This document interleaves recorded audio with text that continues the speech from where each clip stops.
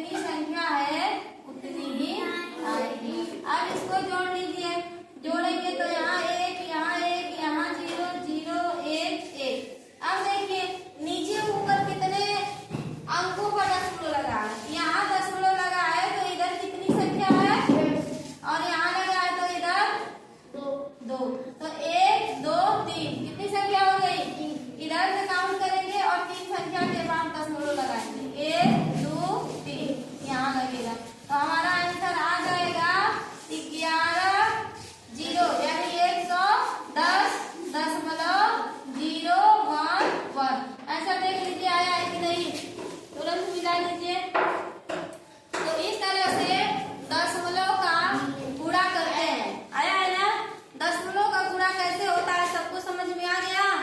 कल जो हमने गुणा बताया था सिर्फ ऊपर वाली संख्या में दशमलव लगा था, ऊपर मीन्स आगे वाली। आज जो हमने बताया है तो आगे और प्लस पीछे दोनों संख्या में दशमलव लगा है। समझ में आया कि नहीं आया, आ गया। तो अब आप दशमलव का गुणा कैसे किया जाता है कर लेंगे, सबको समझ में आ गया। इस तरह से प्रश्नावली 2.4 को हमने खत्म कर दिया है।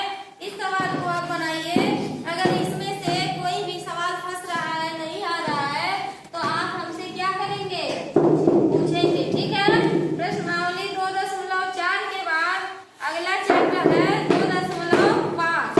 इसमें हम सीखेंगे दशमलव का भाग। क्या सीखेंगे, हाँ, कि दशमलव का भाग कैसे किया जाता है। दशमलव का गुणा सबको आ गया, आ गया आरती, ठीक है, चलिए।